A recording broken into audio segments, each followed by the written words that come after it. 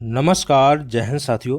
स्वागत है आप सभी का यूट्यूब चैनल एजुकेशन वे में। दोस्तों, इस वीडियो में हमने हिंदी के कुछ महत्वपूर्ण वैकल्पिक प्रश्नों को सॉल्व करने वाले हैं।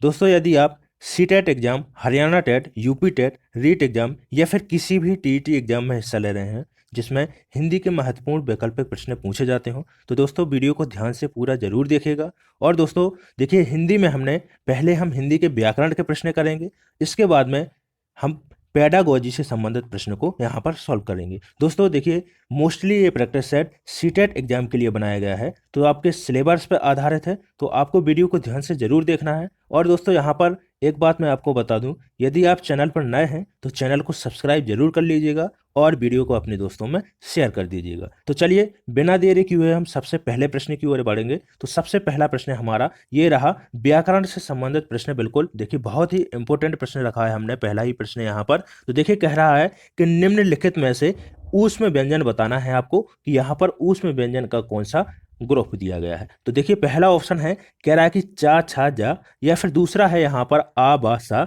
या फिर सा, या फिर या रा ला वा। तो देखिए यहाँ पर बताना है आपको कि कौन से व्यंजन यहाँ पर ऊष्म व्यंजन दिए गए हैं।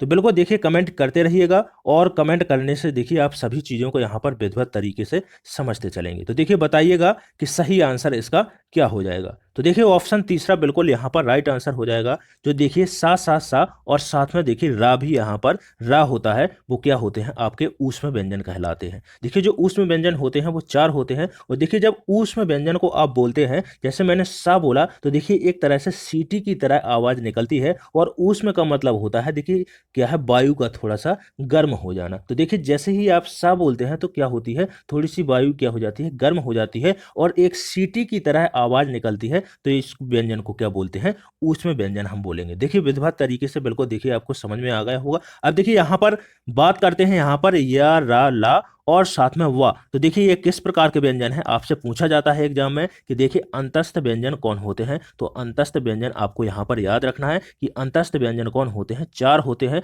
जिसमें से या रा और ला हो गया। अब देखिए आपसे पूछता है कि स्पर्श संघर्षी व्यंजन बताइएगा।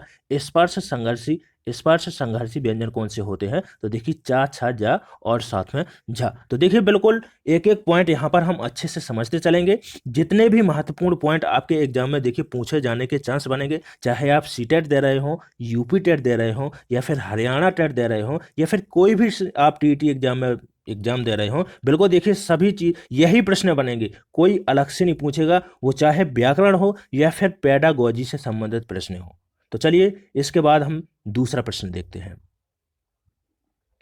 दूसरा प्रश्न कह रहा है कि घोंसले में चिड़िया है। देखिए यहाँ पर कारक से संबंधित प्रश्न है और बहुत ही इंपॉर्टेंट है। देखिए एक प्रश्न आपसे कारक से भी पूछा जाएगा। बेसिकली देखिए हमने क्या है, यहाँ पर क्या है, जो व्याकरण का आपका पोर्शन है, लगभग हमने कोशिश की है कि सभी पोर्शन को, आपके जितने भी टॉपिक हैं उनको छुआ जाए, ताकि आप देखिए यहाँ पर सभी चीज़ों को बिल्कुल आसान तरीके से यहाँ पर सीख सकें। तो देखिए कह रहा है कि घोंसले में चिड़िया है, आपको इसमें कारक बताना है कि इसमें कौन सा कारक चिन्ह है। तो देखिए पहले हम ऑप्शन देख लेते हैं कौन कौन से हैं। कह रहा है, पहला ऑप्शन कह रहा है कि इसमें अधिकरण कारक है, या संप्रदान है, संबंध कारक है, या फिर अपादान कारक है। तो देखिए हम सभी को यहां पर समझेंगे। तो सबसे पहले देखते हैं, हम अपादान कारक की बात करते हैं। तो देखिए जो अपादान कारक का जो चिन्ह होता है वो होता है, कारक चिन्ह क्या होता है, के अलग होने के अर्थ में हम इसको क्या करते हैं, यूज करते हैं।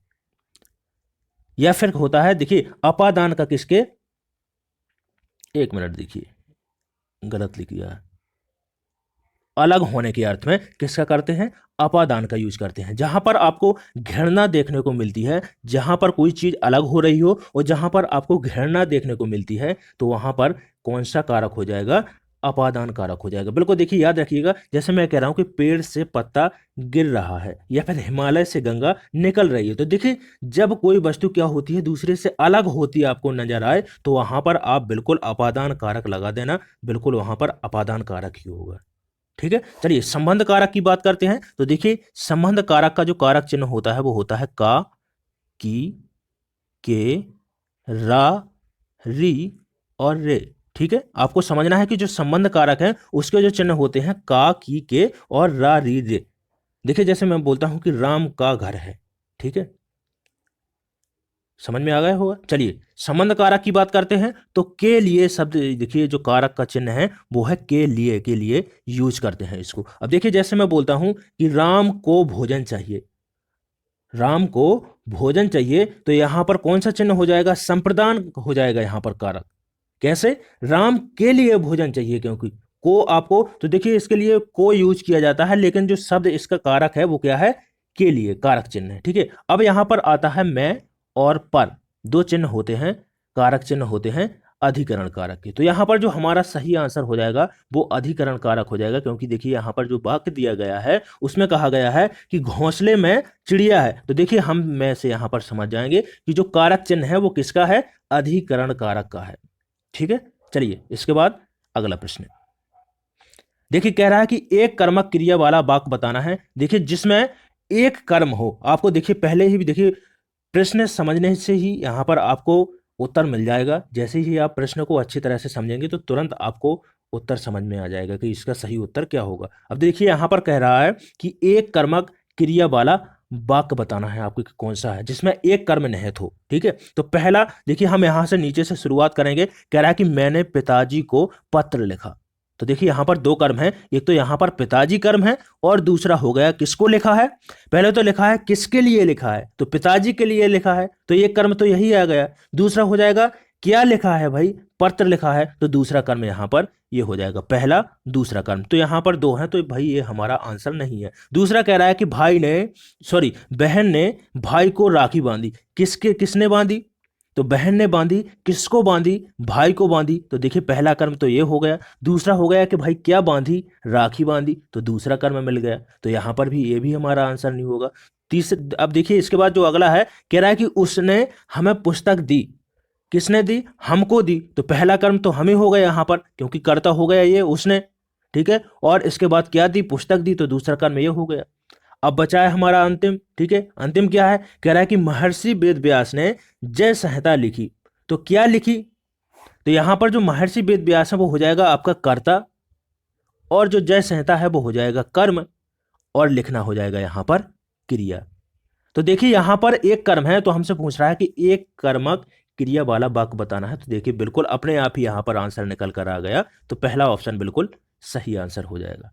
चलिए बहुत ही देखिए इंपॉर्टेंट प्रश्न था, और देखिए आपके सीटेट में बिल्कुल देखिए व्याकरण से रिलेटेड प्रश्न बनेंगे और पेडागोजी से भी रिलेटेड प्रश्न बनेंगे, तो बिल्कुल देखिए देखते चलना है, आपको सभी चीजें समझ में आ जाएंगी। चलिए अगला प्रश्न है,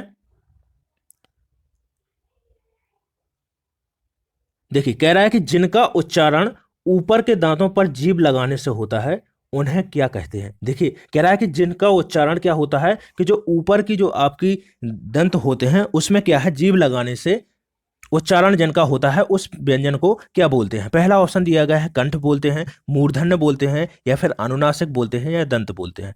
तो देखिए जिसको ऊपर के दांतों में जीभ लगाने से जब उनका उच्चारण होता है तो उनको दंत व्यंजन होता है, तो यहाँ पर चौथा ऑप्शन बिल्कुल आपका सही आंसर हो जाएगा। देखिए जो दंत व्यंजन होते हैं वो होते हैं ता, था, दा, धा। ठीक है, इनको आपको याद रखना है। ठीक है, अब देखिए जो ता था दा था ना है, इनको देखिए आप बोलकर देखिए, जो ऊपर के आपके दांत होंगे वहां पर जीभ स्पर्श कर रही होगी, एक बार उच्चारण करके देखिएगा तो आप समझ जाएंगे। अनुनासिक की बात करते हैं, तो देखिए अनुनासिक, देखिए ऐसे व्यंजन होते हैं जिनको क्या है, अनुनासिक, जैसे मैंने बोला आंख, जो चांद बिंदी जो लगी होती है वो क्या कहलाती है, अनुनासिक कहलाती है। जो अनुनासिक होता है उसका उच्चारण यदि आपसे पूछता है कि कहाँ से होता है, तो देखिए किससे होता है, तो नाक और मुख से जिसका उच्चारण होता है उसे क्या बोलते हैं, अनुनासिक बोलते हैं। दोनों से होता है, जैसे आंख बोलकर देखिए, आप नाक बंद कर लीजिएगा तो आप आंख नहीं बोल पाएंगे। ठीक है, सही तरीका से उसका उच्चारण नहीं होगा।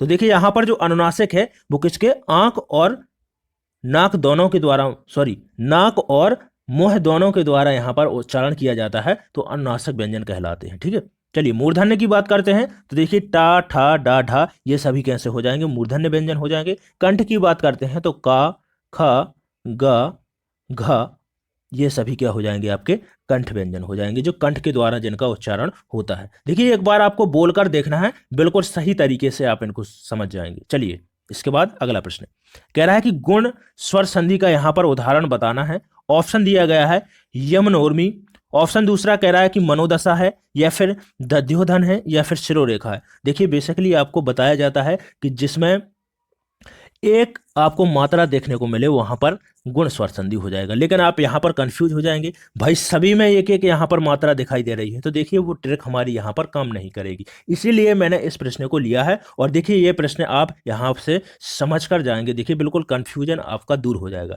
तो देखिए यमनोर्मी की बात करते हैं, तो यहाँ पर देखिए पहले यमनोर्मी को, यहाँ पर पहले शिरोरेखा को देखते हैं। ठीक, चलिए।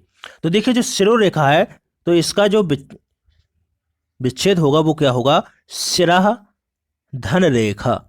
ठीक है, तो यहां पर हो जाएगी आपकी विसर्ग संधि। दध्योधन की बात करते हैं, तो देखिए क्या हो जाएगा, दधि दधि धन उदन। तो यहां पर कौन सी हो जाएगी, आपकी यण संधि हो जाएगी। ठीक है, जहां पर भी देखिए आपने देखा होगा कि या रा ला वा के साथ में जहां पर आपको आधा अक्षर देखने को मिल जाएगा तो वहां पर होती है यण संधि। तो देखिए यहां पर जो धा है वो या के साथ में आधा अक्षर है। मनोदशा की बात करते हैं, तो देखिए यहां पर हो जाएगा मनः धन दशा, तो इसमें भी आपकी विसर्ग संधि हो जाएगी, दशा, मनः धन दशा, यहां पर भी क्या हो जाएगी, विसर्ग संधि। अब बचा है हमारा यमनोर्मी, तो यमनोर्मी में देखिए यामः, इसका विच्छेद होगा क्या, यामः धन उर्मी। तो यहां पर देखिए क्या हो जाएगा, यहां पर देखिए आपकी गुण संधि हो जाएगी। तो पहला ऑप्शन यहां पर बिल्कुल राइट आंसर हो जाएगा। चलिए इसके बाद बढ़ते हैं, अगले प्रश्न देखते हैं। कह रहा है कि यावत यावत जीवन पद में आपको समास बताना है। देखिए बहुत ही इंपॉर्टेंट प्रश्न है, बिल्कुल देखिए बहुत इंपॉर्टेंट प्रश्न है, याद रखना है, पूछा जा सकता है। तो देखिए कह रहा है कि अव्ययी भाव है, तत्पुरुष है, कर्मधारा है, या फिर बहुब्रीहि समास है। तो जो यावत जीवन है इसका पहले देखिए विग्रह करेंगे तो क्या बनेगा, यावत जीवन। ठीक है, यावत जीवन। तो देखिए जो यहां पर जो यावत है वो क्या है, एक प्रकार का आपका अव्यय है। तो पहला ऑप्शन सही आंसर हो जाएगा, जिसमें आपको समास में पहला पद आपको, प्रथम पद क्या होता है, यावत यहां पर है। तो देखिए यहां पर हो जाएगा अव्ययी भाव समास, और जो अव्ययी भाव समास है उसमें क्या होता है, प्रथम पद आपको अव्यय देखने को मिलेगा। ठीक है, इसके बाद बात करते हैं तत्पुरुष की। तो देखिए जिस समास में आपको उत्तर पद प्रधान देखने को मिलता है, जिसमें देखिए जो अव्ययी भाव है उसमें क्या है, प्रथम पद प्रधान है। अव्ययी भाव में तत्पुरुष में आपको मिलेगा उत्तर पद प्रधान होता है। कर्मधारय की बात करते हैं, तो देखिए जहां पर आपको विशेषण विशेष देखने को मिले, जहां पर आपकी तुलना की गई हो, वहां पर होता है कर्मधारय समास। और जिस पद में देखिए अन्य पद आपको, जैसे मैं बोलता हूं दशानन, तो देखिए 10 हैं आनंद जिसके, मतलब 10 सिर हैं जिसके, उसको क्या बोलेंगे, रावण। तो देखिए अन्य पद पर जब यहां पर जोर दिया जाता है तो वहां पर हो जाएगा बहुब्रीहि समास। चलिए इसके बाद बढ़ते हैं, अगला प्रश्न कह रहा है कि विश्लेषण शब्द का विलोम बताना है आपको। कह रहा है व्याख्या होगा, विवेचन होगा, संश्लेषण, या फिर विभाजित। तो देखिए जो विश्लेषण है उसका क्या हो जाएगा, संश्लेषण हो जाएगा। तो यहां पर तीसरा ऑप्शन बिल्कुल सही आंसर हो जाएगा। चलिए इसके बाद अब देखिए हम कुछ पेडागोजी से संबंधित प्रश्न यहां पर करेंगे। देखिए क्योंकि पेडागोजी के प्रश्न भी आपके सीटेट एग्जाम में पूछा जाता है। देखिए मैंने पेडागोजी इसलिए लिए है क्योंकि सीटेट एग्जाम में आपसे 15 नंबर का वहां पर पेडागोजी भी पूछा जाएगा। तो चलिए देखिए प्रश्न है आपके सामने, पेडागोजी का प्रश्न है। देखिए पहला ही प्रश्न बहुत ही देखिए इंपोर्टेंट है। कह रहा है कि एक बहुसांस्कृतिक पृष्ठभूमि वाला कक्षा में भाषा सीखने के बारे में कौन सा विचार उचित है। तो देखिए जो बहुसांस्कृतिक पृष्ठभूमि वाली कक्षा होती है वो क्या होती है, मैं आपको बाद में समझाऊंगा। तो यहाँ पर पहले ऑप्शन देख लेते हैं। कह रहा है कि अधिकाधिक पुस्तकों का निर्माण किया जाए, या फिर कह रहा है कि भाषा सिखाने के लिए व्याकरणिक नियमों का अधिकाधिक प्रयोग किया जाए। कह रहा है कि भाषा परिवेश का निर्माण किया जाए ताकि भाषा अर्जन की स्थिति क्या है, सहज बन सके। अगला है, कह रहा है कि बच्चों में भाषा सीखने की क्षमता क्या होनी चाहिए, बलपूर्वक विकसित करनी चाहिए, उनको मारपीट कर विकसित करनी चाहिए, जबरदस्ती विकसित करनी चाहिए। तो देखिए चौथा यहाँ पर गलत हो जाएगा। दूसरे की बात करते हैं तो ये भी गलत हो जाएगा। पुस्तकों का भी निर्माण नहीं किया जाना चाहिए जो प्राथमिक स्तर पर वो क्या है, भाषा सिखाने के लिए व्याकरण नियमों, बच्चा क्या है ज़्यादा व्याकरण नहीं सीख सकता है। ठीक है, प्राथमिक स्तर पर उसमें इतनी क्षमता नहीं होती है। तो क्या करना चाहिए, भाषा परिवेश का निर्माण किया जाए ताकि भाषा अर्जन की क्या है, स्थिति सहज बन सके। तो यहां पर तीसरा ऑप्शन बिल्कुल हमारा राइट आंसर हो जाएगा। अब देखिए जो बहुसांस्कृतिक पृष्ठभूमि वाली कक्षा होती है वो क्या होती है, देखिए जहां पर विभिन्न देखिए राज्यों से बच्चे होते हैं जिनकी क्या है विभिन्न प्रकार की संस्कृति होती है, ऐसी कक्षा को क्या बोलते हैं, बहुसांस्कृतिक कक्षा बोलते हैं। जैसे मान लीजिए मैं बोलता हूं कि आपकी कक्षा है, एक आप अध्यापक हैं और अध्यापक हैं आप, आपकी कक्षा है, उसमें क्या है, कोई तमिलनाडु का बच्चा है, कोई कर्नाटका का है, कोई बुंदेलखंड का है, कोई देखिए मध्य प्रदेश से बिलोंग करता है, तो सबकी भाषाएं क्या होगी, अलग अलग होंगी, सबकी संस्कृति अलग अलग होगी। तो देखिए जब इस प्रकार के बच्चे आते हैं आपकी कक्षा में, देखिए सभी प्रकार के सभी जगह से बच्चे आएंगे तो उनकी क्या है, संस्कृति अलग अलग होगी। तो इस प्रकार की कक्षा को क्या बोलते हैं, बहुसांस्कृतिक पृष्ठभूमि वाली कक्षा बोलते हैं। तो देखिए यहाँ पर ऑप्शन हमारा तीसरा ऑप्शन हो जाएगा कि देखिए भाषा को पहले परिवेश का निर्माण किया जाए, वहां पर भाषा का वातावरण प्रदान किया जाए वहां पर, तो देखिए तब क्या है, भाषा बच्चे को क्या है, बच्चे भाषा को सही तरीके से वहां पर सीख सकेंगे, भाषा का ज्ञान प्राप्त कर सकेंगे। तो यहां पर तीसरा ऑप्शन बिल्कुल राइट आंसर हो जाएगा। चलिए इसी क्रम में अब अगला प्रश्न देखते हैं। कह रहा है कि मातृभाषा आधारित बहुभाषावाद क्या है। कह रहा है कि किसी विद्यालय शिक्षा मातृभाषा में आरंभ करना और बाद में अनेक भाषाओं को जोड़ते जाना। देखिए दूसरा ऑप्शन कह रहा है कि किसी विद्यालय शिक्षा मातृभाषा में आरंभ करना और बाद में अंग्रेजी माध्यम में रूप लेना। तीसरा कह रहा है कि माध्यम के रूप में मातृभाषा सीखना और अंग्रेजी को एक भाषा के रूप में सिखाना। और चौथा ऑप्शन देखिए यहाँ पर दिया गया है कि विद्यालय शिक्षा के लिए प्राथमिक वर्षों के दौरान जहां तक संभव हो सके अधिक से अधिक भाषा सिखाना।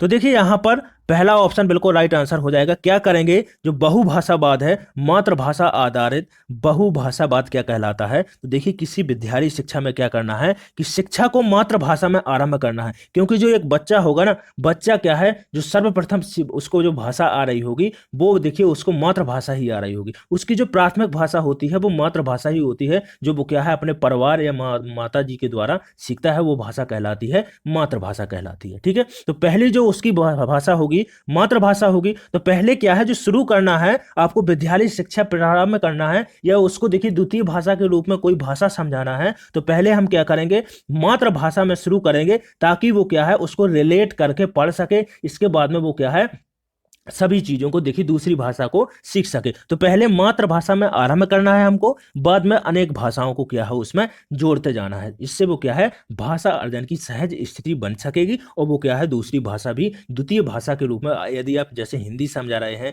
या फिर आप उसको अंग्रेजी सिखाना चाहते हैं तो वो क्या है बहुत ही अच्छे तरीके से सीख सकेगा। चलिए इसके बाद बढ़ते हैं नेक्स्ट प्रश्न की ओर।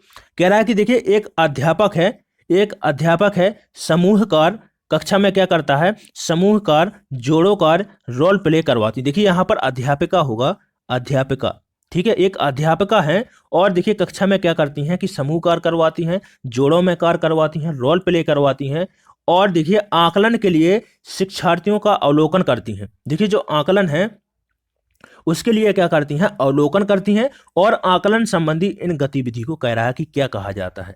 देखिए बहुत ही इंपॉर्टेंट प्रश्न है, आकलन से संबंधित है। कह रहा है कि देखिए वाचन आकलन कहलाएगा, कक्ष आकलन कहलाएगा, या फिर रचनात्मक आकलन कहलाएगा, या फिर संकल्पनात्मक आकलन कहलाएगा। तो देखिए यहाँ पर तीसरा ऑप्शन सही हो जाएगा, रचनात्मक आकलन कहलाएगा, जिसको देखिए निर्माणात्मक आकलन भी बोलते हैं।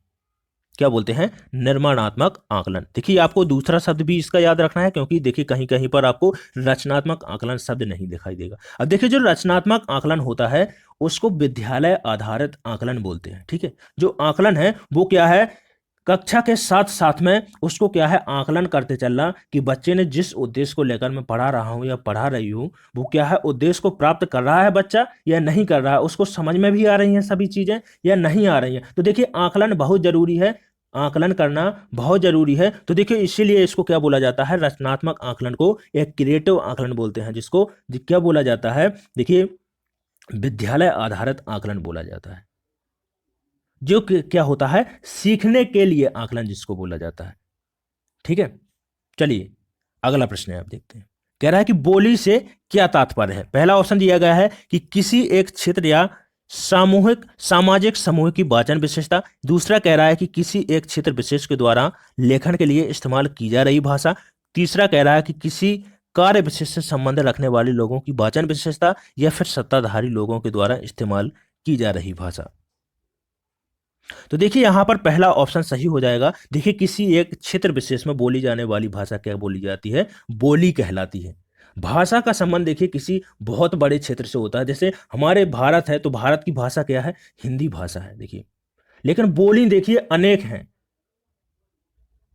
बोली अनेक बोली हैं। देखिए क्षेत्र क्षेत्र पर देखिए पंजाबी अलग है, ठीक है, मान लीजिए बुंदेली की अलग बोली है, अलग अलग बोलियां हैं, लेकिन जो भाषाएं हैं वो क्या है, एक होती है। पूरी देश की भाषा क्या है, हिंदी भाषा है। चलिए अगला प्रश्न है, कह रहा है कि भाषा अंतरण जिसको बोलते हैं ट्रांस लैंग्वेजिंग से क्या तात्पर्य है, कह रहा है। देखिए बहुत ही इंपॉर्टेंट प्रश्न है।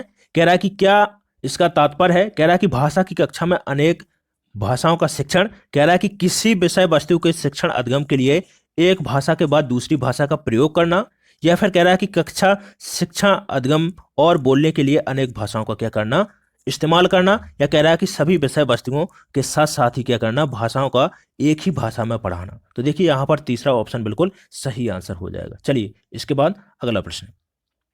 दोस्तों देखिए यहाँ पर मैं आपको एक बात बता दूं, यहाँ पर दोस्तों यदि आप चैनल पर नए हों दोस्तों तो बिल्कुल चैनल को सब्सक्राइब जरूर कर लें, क्योंकि देखिए सीटेट हो, यूपी टेट हो या हरियाणा टेट हो, हमारे द्वारा प्रतिदिन आपके लिए वीडियो अपलोड किए जाते हैं, बहुत मेहनत की जाती है दोस्तों। तो बिल्कुल यदि आप चैनल पर नए हो तो चैनल को सब्सक्राइब जरूर कर लीजिएगा। और कोई भी भाई बहन देखिए यदि सीटेट, यूपी टेट या फिर किसी भी टीईटी एग्जाम की तैयारी कर रहा हो तो उसको हमारा ये वीडियो शेयर कीजिएगा, उसको सजेस्ट जरूर कीजिएगा कि आप इस चैनल पर अपनी तैयारी बेहतर बनाएं, ठीक है। चलिए कह रहा है कि देखिए बहुत ही इंपॉर्टेंट प्रश्न है। कह रहा है कि व्याकरण सीखने से क्या आशा है, कि व्याकरण के नियम सिखाना है, या फिर सर्वप्रथम नियम सिखाना बाद में उसका प्रयोग कर सकना, या फिर कह रहा है कि अर्थ के संदर्भ में प्रयोग करना सिखाना, कह रहा है कि किसी भाषा के लिखित या बोले जाने के स्वरूप उसमें गलतियां निकालना। तो देखिए जो व्याकरण सीखना है उसका आशय क्या है, किसी चीज का हम क्या है अर्थ नहीं समझ पाते हैं तो देखिए उसको व्याकरण सीखने का कोई मतलब नहीं है। तो देखिए यहाँ पर ऑप्शन तीसरा सही आंसर हो जाएगा कि अर्थ के संदर्भ में प्रयोग करना सिखाना हमारा यहाँ पर व्याकरण का उद्देश्य हो जाएगा। तो यहाँ पर ऑप्शन तीसरा बिल्कुल राइट आंसर हो जाएगा।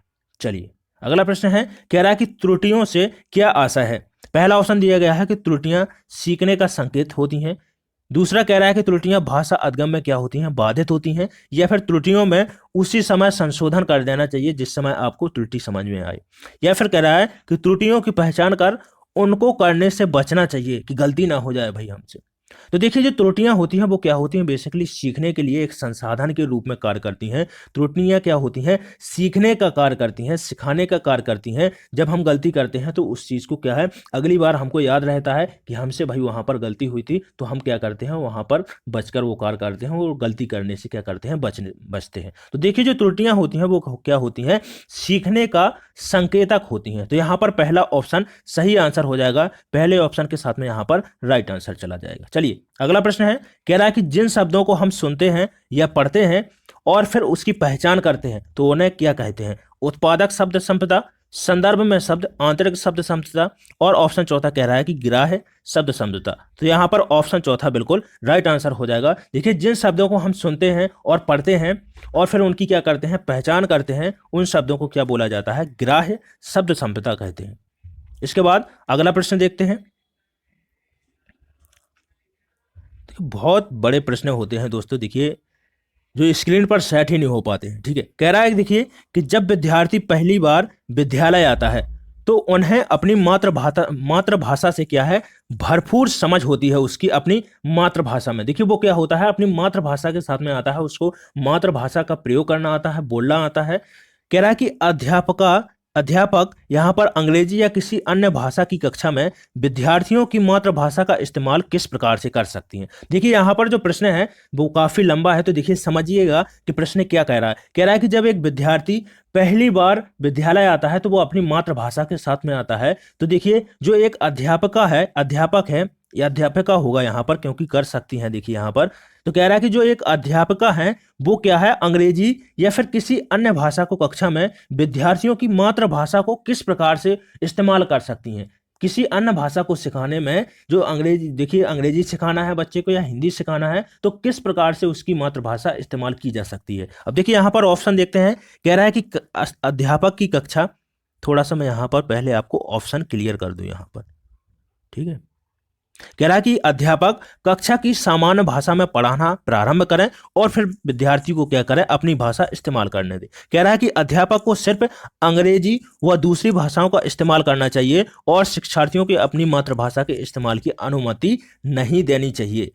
तीसरा कह रहा है कि अध्यापक बच्चों की उनकी इच्छा अनुसार भाषा का इस्तेमाल करने की अनुमति दें और वह स्वयं भी सामान्य भाषा क्या कर सकती हैं, बोल सकती हैं। और यहाँ पर देखिए जो चौथा ऑप्शन है, कह रहा है कि अध्यापक को वही भाषा बोलनी चाहिए जिसे अपने शिक्षार्थियों को पढ़ाना है, शिक्षार्थी अंततः लक्ष्य भाषा सीख जाएंगे। तो देखिए यहाँ पर तीसरा ऑप्शन देखिए बिल्कुल हमें पॉजिटिव लग रहा है कि जो अध्यापक हैं उनको क्या करना चाहिए कि बच्चों के इच्छा अनुसार जो उनकी मातृभाषा है पहले उस भाषा में बोलना चाहिए। इसके बाद जो उनको लक्ष्य रखा है, जिस भाषा सिखाने का लक्ष्य रखा है, जो लक्ष्य भाषा है उसको सिखाने पर क्या करना चाहिए, जोर देना चाहिए। तो उसको रिलेट करके पढ़ाना चाहिए ताकि बच्चे क्या है मातृभाषा से क्या है जो अन्य भाषा उनको सिखाई जा रही है वो भाषा सीख सकें।